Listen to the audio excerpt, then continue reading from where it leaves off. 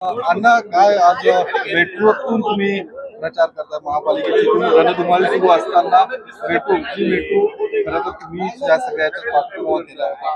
काय कशा पद्धतीचा प्रचार नाही, मेट्रो मधनं आजचा विचार हाच आहे की पुणेकरांचं अनेक वर्षाचं स्वप्न जे आहे मेट्रो पुण्यात होणारे अनेक वर्ष पुणेकर आमचे फक्त ऐकत होते. पण माननीय मोदीजींच्या काळामध्ये मोदीजी प्रधानमंत्री झाल्यानंतर राज्यामध्ये देवेंद्र फडणवीस मुख्यमंत्री झाल्यानंतर ते स्वप्न प्रत्यक्षात आलं. तर तिथून मागे फक्त कागदावरतीच आमची मेट्रो होती. आज असं सांगितलं जातं की कोणीतरी मेट्रो आणली, कोणीतरी केलं, तर मला ते सत्य सुद्धा खरं तर आपल्या सगळ्यांच्या माध्यमातून समोरही आणलं पाहिजे की उगाचच पुणेकरांची दिशाभूल करण्याचं काही कोणी काम करू नये आणि ते होणारही नाही. मला माहिती पुणेकर जाणतात. खरं तर म्हणून आज ज्या ज्या पुण्यातले मोठे चांगले प्रकल्प आमच्या काळामध्ये झाले, मेट्रो सुरू झाली, भूमिपूजन मोदीजींनी केलं, त्याचं उद्घाटन मोदीजींनी केलं, 32 किलोमीटरची मेट्रो आज चालू झाली. भविष्यामध्ये टोटल 120 किलोमीटरचं नेटवर्क या पुण्यामध्ये सुरू होत आहे. टप्प्याटप्प्यानं काही टेंडर्स लागतात, काही DPR झालेत, काही कॅबिनेट केंद्रीय कॅबिनेटची मान्यता, मंत्रिमंडळाची मान्यता मिळालेली, अशा वेगवेगळ्या स्थितीमध्ये स्टेजेसमध्ये आहे. आणि त्यामुळे मेट्रोमध्ये प्रवास आज मला त्याच्यासाठी असं नाही, पण एकूणच आपल्यातलेच काही मित्रांचं असं म्हणणं होतं पत्रकारांचं की आपण जर काही आपल्याला या निवडणुकीच्या संदर्भात चर्चा करायची, संवाद साधायचा, तर मेट्रोमध्ये जाता येईल. आणि त्यांनी आलं. मी जाणीवपूर्वक असं काही नाही की मेट्रोमध्ये आज जायचं त्याचं काहीतरी वेगळं हे करायचं. पुणेकरांना माहिती आहे मेट्रो पुण्यामध्ये कुणामुळे आली. आज 2 लाख पुणेकर याच्यामध्ये प्रवास करतात.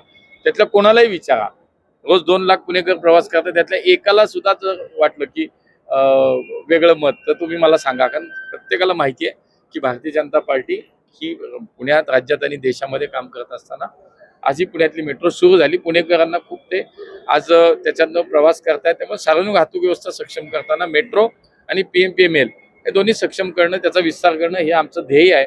आणि आज म्हणून पुण्यामध्ये मागच्या 5 वर्षाच्या जेव्हा काळामध्ये आज 1200-1500 साधारणतः बसेस, ह्या इलेक्ट्रिक बसेस आणि CNGच्या बसेस रस्त्यावरती आल्या. 1000 नवीन बसेस आता केंद्र सरकारच्या माध्यमातून मान्यता मिळाली, त्या टप्प्याटप्प्याने रस्त्यावरती धावतील. देवेंद्रजींनी पुण्यामध्ये परवा सांगितलं की साधारणतः 4000 बसेसचं आमच्या पुढच्या 5 वर्षाचं टार्गेट आहे. आणि त्यामुळे त्या 4000 इलेक्ट्रिक बसेस पुढच्या काळामध्ये पुण्यामध्ये येतील. असं एकूणच पुण्याच्या वाहतुकीच्या संदर्भातला एक भविष्यातला मोठा विचार, पुण्यातल्या अंडरग्राऊंड साधारणतः 57 किलोमीटरचे रस्ते बनवण्याचं नियोजन, असे अनेक गोष्टी पुढच्या काळातल्या आहेत. आणि म्हणून आज हा सगळा संवाद आपल्याशी करताना हा विषय करतो. खासदार साहेब 2 दिवसापूर्वी अजित पवार पुण्यात बोलत होते. त्यांनी सांगितले की मनमोहन सिंग यांच्या काळात ही मेट्रो मंजूर झाली, त्यामुळे तुम्ही एकट्याच श्रेय नाही असं त्यांचं म्हणणं आहे. मला वाटतं त्यांचं हे विधान म्हणजे माननीय मोदीजींच्या आणि देवेंद्रजींच्या नेतृत्वावरती आणि कर्तृत्वावरती कुठेतरी शंका वाटते मला. ती त्यांनी स्पष्ट केली पाहिजे की मोदीजींच्या नेतृत्वात शंका आहे का, देवेंद्रजींच्या आणि मोदीजींच्या कर्तृत्वात कुठे शंका वाटते का. कारण माननीय मनमोहन सिंगजी 2001 ते 2014 आणि 1 ते 2014 पर्यंत हे पालकमंत्री आहेत, ते पंतप्रधान. 1 इंचही मेट्रोचं काम झालं नाही किंवा मेट्रो पुढं मंजुरी सुद्धा मिळाली नाही.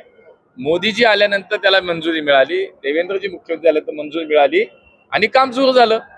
हे पुणेकर बघतायत नाही. त्यामुळे मला असं वाटतं त्यांनी हे बोलणं, हे पुणेकर तर जाणून आहेत की असं बोलणं हे निश्चितपणे म्हणजे मोदीजींच्या नेतृत्वावरती, मोदीजींनी जी मेट्रो सुरू केली त्याच्यावरती त्यांची शंका आहे का, मला वाटतं एवढं विचारलं पाहिजे.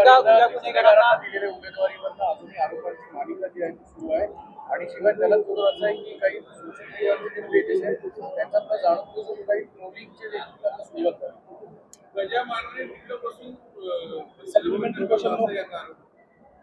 नाही, मला असं वाटतं जे प्रश्न त्यांना विचारायला हवेत, त्यांनी जे उमेदवार दिलेत ते काय करतायत हे तुम्ही मला सांगता. याच्यापेक्षा हा जाब त्यांना विचारला पाहिजे की तुम्ही जे उमेदवार दिलेत ते काय करतायत हे त्यांना विचारलं पाहिजे. परदेशात पळून जाऊ. मी तुमच्या माध्यमातून माझं आव्हान आहे, जर निलेश गायवळ नावाच्या विषयासाठी तुम्ही जे म्हणताय की विदेशात पळून जाण्यासाठी मी मदत केली, एका व्यासपीठावर यायची माझी तयारी आहे. ते जर सिद्ध केलं त्यांनी तर मी राजकारणात संन्यास घेईल, आणि जर नाही सिद्ध झालं तर त्यांनी संन्यास घ्यावा.